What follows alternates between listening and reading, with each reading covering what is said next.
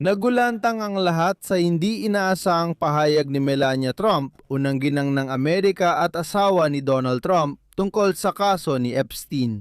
Ngayon sa Amerika, ito lang ang usap-usapan dahil biglang naglabas ng opisyal na pahayag para sa sambayanan ang unang ginang ng Amerika. At sinabi niya na hindi siya biktima ni Epstein at na ang kontrobersyal na financier ay di umano'y hindi siya ipinakilala kay Donald Trump. Sa totoo, wala siyang alam at di siya kailanman konektado kay Epstein. Ang pinakamakatotohanang dahilan sa biglaang pahayag ni unang ginang Melania Trump tungkol sa iskandalo kay Jeffrey Epstein ay sinusubukan niyang pagtakpan ng issue. Pero ang kanyang nakakagulat na pahayag na ginawa niya kahapon sa harap ng mga kamera sa Cross Hall ng White House. Dito mismo, nagsalita sa sambayanan ang kanyang asawa noong nakaraang linggo tungkol sa digmaan laban sa Iran. Tiyak na magdudulot ito ng kabaligtarang epekto. Ako si Alexei Pechi, pag-usapan natin ang paksang ito sama-sama. Pero bago tayo magsimula sa episode na ito, hinihiling ko ang inyong suporta para sa YouTube channel na ito. Pwede niyong gawin ito sa pamamagitan ng donasyon, sponsorship o bayad na subscription gamit ang mga link at detalye sa video description. Nasa lahat ng platform kung saan pwede ito gawin. Lubos akong nagpapasalamat sa suporta ninyo. Huwag kalimutang mag-subscribe sa aking Telegram channel na Pechi News. Nasa description din ng video ang link. Magandang gabi. Ang pag-uugnay sa akin kay Jeffrey Epstein na kahiya-hiya ay kailangang matapos na ngayon. Ang mga taong nagsisinungaling tungkol sa akin ay walang pamantayang etikal, kababaang loob at respeto. Kamakailan, lumabas si Melania Trump sa harap ng kamera at opisyal na nagdeklara, "Hindi ako biktima ni Epstein." Hindi ako ipinakilala ni Epstein kay Donald Trump, pero lumilitaw ang tanong, bakit na yon naglabas ng pahayag ang unang ginang? Sa mga nakaraang araw, walang malawakang espekulasyon tungkol dito. Kaya may hinala na malapit nang may lumabas na isang bagay na mabubunyag, kaya naunahan na ni Melania. Sinabi ni Melania Trump na hindi sila naging magkaibigan, pero sinabi niyang siya at ang kanyang nobyo noon na si Donald Trump ay paminsan-minsan lang nakakasama siya sa mga sosyal na pagtitipon sa New York at Florida. Sabi niya, hindi sila magkaibigan, nagkakataon lang na nagkakita sila kaya nagkakapagpa-picture, nagyayakapan at nagtatawanan ng magkasama.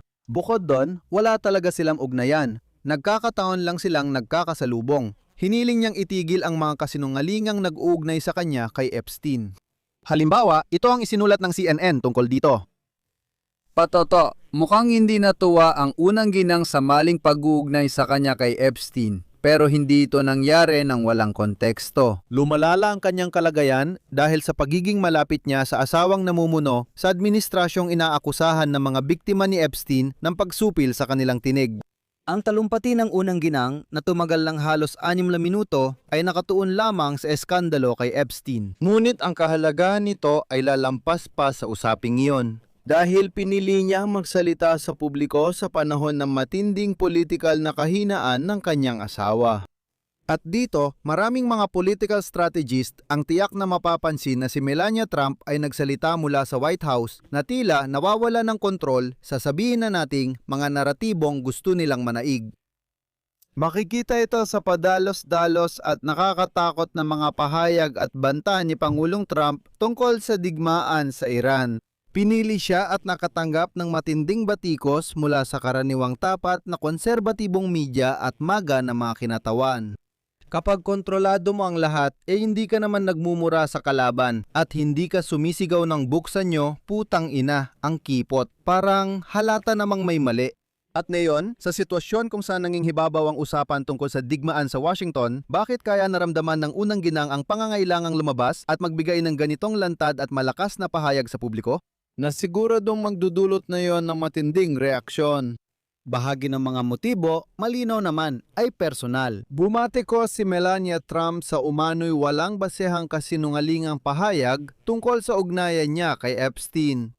Binanggit niya ang magkaibigang palitan ng email na sinimulan niya noong 2002 kay Ghislaine Maxwell na ngayon ay nakakulong na kasamahan ni Jeffrey Epstein. At noon nilagdaan ni Melania Trump ang kanyang liham kay Ghislaine Maxwell ng mga salitang at quote, "With love, Melania."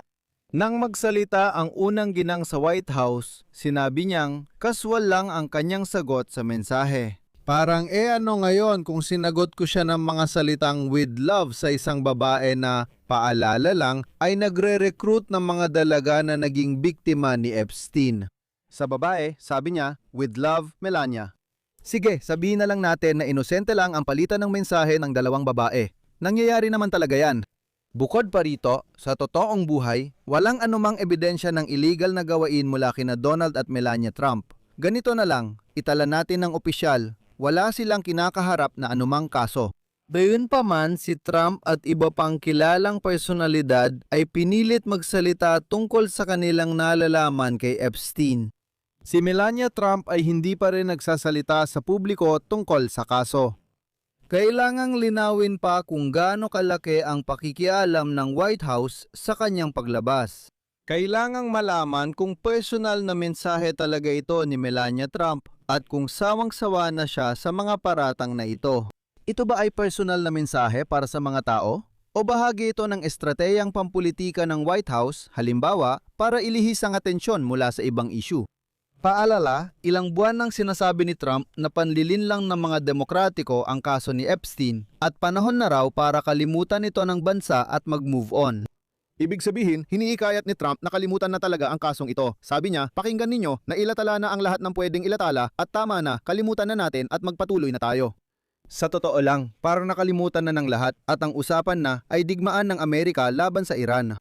Pero biglang ibinalik ng unang ginang ng Amerika ang parehong issue sa publiko. Bakit kaya?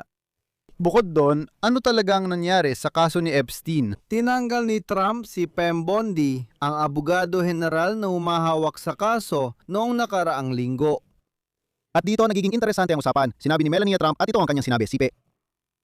Dapat mabigyan ng pagkakataon ang bawat babae na ibahagi ang kanyang kwento sa publiko kung nais niya at mailagay ito ng permanente sa tala ng Kongreso. Sige. Inakusahan ng grupo ng mga nakaligtas kay Epstein ang unang ginitang sa publiko sa pagtatangkang ilipat ang responsibilidad mula sa mga federal na ahensyang dapat mag-imbestiga sa kaso ni Epstein papunta sa mga biktima. Kailan matatapos ang usapan sa kasong ito?